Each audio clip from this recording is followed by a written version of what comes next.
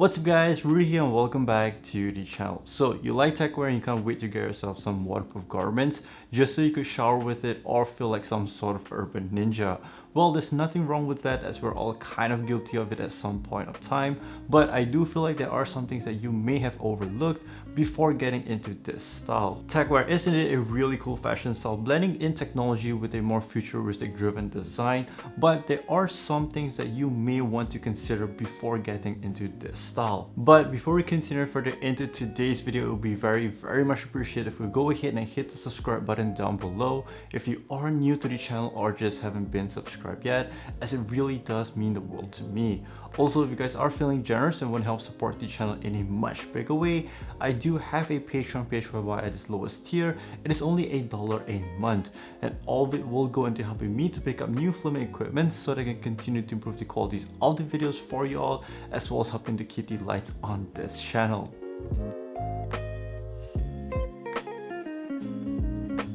I think one of the many things that most people do not really consider before purchasing their first functional garment is understanding that it needs quite a bit of care for it to remain functional years later. In my opinion, good functional garments are truly some of the pieces that are built to last, but it does come at a much higher cost of maintenance compared to other clothes out there. Especially if we are talking about clothes that uses high performance fabric like Gore-Tex, it does actually need much more care to ensure that delamination does not happen to your very expensive jackets. Without going into too much science behind how delamination happens, unlike traditional fabrics, these fabrics do have multiple layers that are laminated together using adhesive. Over time, after much wear, sweat, oil, and dirt from our body can accumulate inside the jacket if it's not washed, which causes the adhesive to start losing its strength. This causes delamination, whereby the fabric layer starts to separate and peel off, leaving a bubbling effect on the surface of your garment. Not only does it not look good visually, but it severely affects the waterproofness of the fabric. While minor delaminations usually can be fixed with seam tapes, in very severe cases, the entire piece can't be repaired at all and you will have to say goodbye to it. Therefore, before it's too late, be sure to wash your jackets and outerwears at least once a month, or depending on how heavy the usage is, with the appropriate cleaning solutions that are suitable for waterproof garments. In addition to that, these garments usually undergo DWR treatment, which allows water to bead off the jacket. But this treatment is not permanent, therefore you will need to reapply it further down the road, which does add to the cost of maintenance as well. Some of the ways to further protect your precious shell jackets is to always have a secondary layer of clothing underneath it and never wear it next to skin. This will better help to prevent all the natural oils and sweat from our body to be in directly contact with the fabric. Also, be sure that your jacket is properly dried before you store it back into your wardrobe. And if you are going to put it away for the season, I would give it a good cleaning before storage. While all of these do sound a bit more tedious, I feel in general a lot of us tend to overlook the fact that we need to care for our garments, even if we are talking about non-performance pieces. No matter how expensive or high quality a piece is, if it's not well taken care of, you are inevitably going to be looking at a much shorter lifespan. This next point may be a highly controversial opinion, but do take everything I say here with an open mind. When it comes to techwear, there's no such thing as cheap garments. There are, however, in my opinion, well-priced ones. In my previous point, I pointed out that proper functional garments are made to last, and oftentimes they do utilize high-performance fabrics that are engineered to tackle some of the harshest conditions out there. Now, bear in mind, high performance and good quality fabrics like these are not cheap, especially if we are talking about the ones that are coming from brands like Gore-Tex or Scholar. In addition to that, there's also other materials that you have to consider, such as the buckles and zippers, and the high quality ones can get pretty expensive. Therefore, just basing this off raw materials to produce a kind of functional garment is much more expensive per piece compared to traditional clothes. You pair this up with good craftsmanship techniques, intricate design, and time of production, you start to see why these garments cost so much more to produce. Just for a point of context, a markup price for a piece is usually around 4 times its cost of production if you do purchase it directly from the brand itself. Therefore, let's say a garment utilizes an authentic Fitlock V buckle, which currently you could find them online for around $8 per piece. Now, assuming there is a supplier out there that could offer for only $7, this still makes the final cost of the garment to increase by $28 just for the utilization of the buckle alone. The issue that I see here is that many of us want the best of everything. We wanted garments to be cheap but still having all sorts of different functionalities, has a cool design, uses high performance fabric, and so on. Reality is, it's just not possible to tick all those boxes for a cheap price, especially if you are looking at smaller brands. One of the many ways to lower the cost of production is either to use lower quality materials or to sacrifice some functionality. In the past, I have received and reviewed super affordable pieces, and while on paper they do seem like an amazing product, offering basically the same functionalities as many of the high-end brands for just a fraction of a cost. But one of the biggest downsides that I could see upon receiving that product is by trying to achieve all those functionalities at such a low price point, it came at a cost of very underwhelming material choices. That being said, I'm not sitting here trying to justify why are some of the top techwear brands out there are charging so much. Because at the end of the day, yes, they are putting some of the best materials out there into the garments. You also cannot deny that you are somewhat still paying a little bit more premium for the brand name. Now, whether or not you feel that is worth it, that is completely up to you. There are, however, in my opinion, brands that do offer well-priced or affordable garments. While the term affordable can be very subjective, I do feel if we were to factor in all the things that it takes to make a decent quality garments, these brands usually offer a more reasonable and fair price between what you are paying to what you're getting. If I must recommend, a good place to start looking at would be sports apparel brands. Not only are they highly accessible, but a lot of their garments are focused with functionality in mind to help athletes perform better. Furthermore, due to their capability to produce garments in a much larger quantity and also having factories of their own, they are able to lower the overall production costs. I feel like in the past we could argue that sports apparel isn't some of the best looking clothes out there, but in recent times a lot of these brands have moved into lifestyle wear, offering better design and color choices. Another way is my current favorite, which is to scout around and check the secondary market. You never know what are people letting go, and once in a while you will come across some very amazing listings.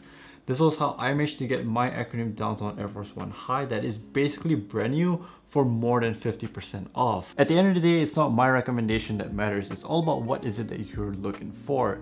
If you really do want a high quality garment with all the performance, then be prepared to pay a good price.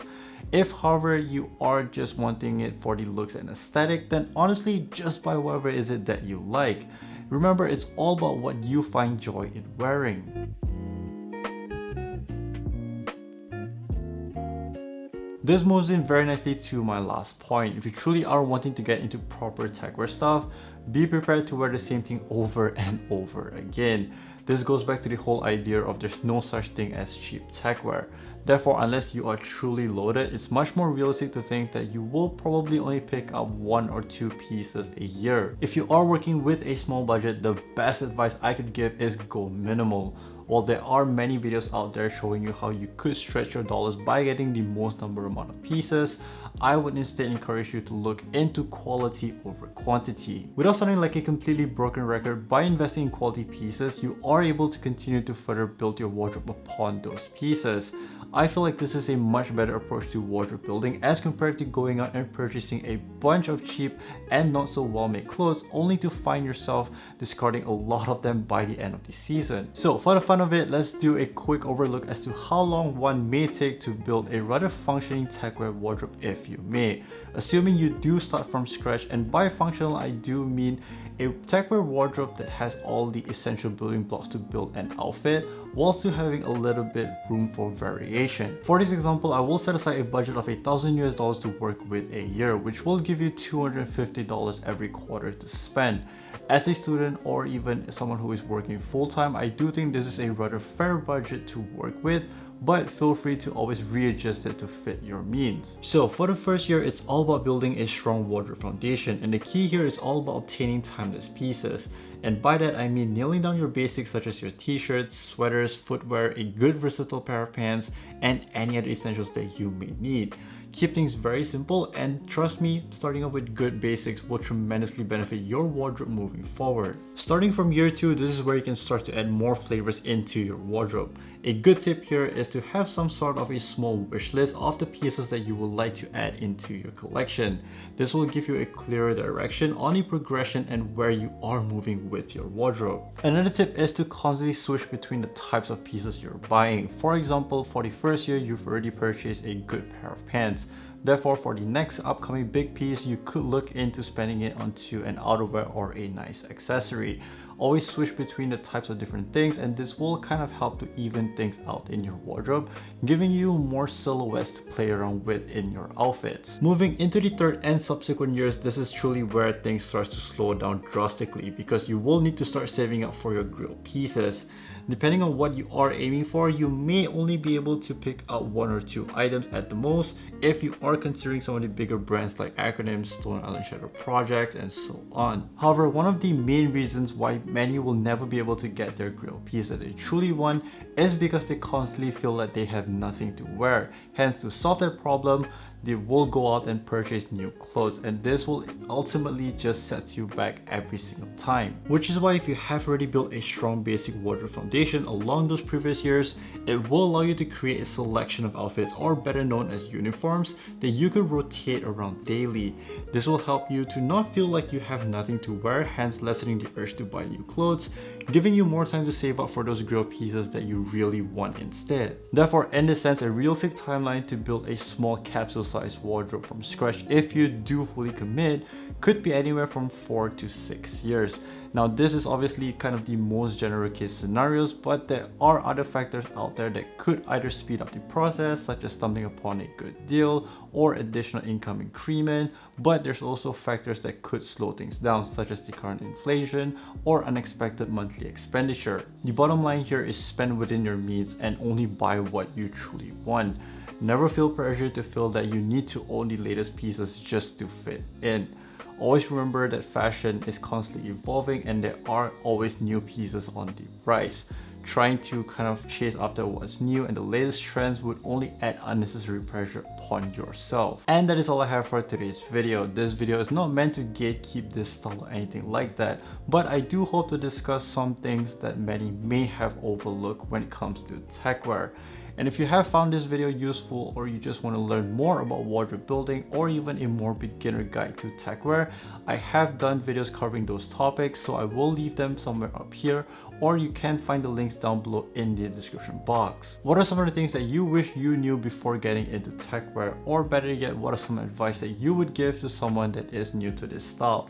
Do let your thoughts and opinions be known down below in the comment section, and let's talk about it. If you did find today's video helpful, then please do give it a thumbs up. And if you have watched all the way to the end, thank you so incredibly much.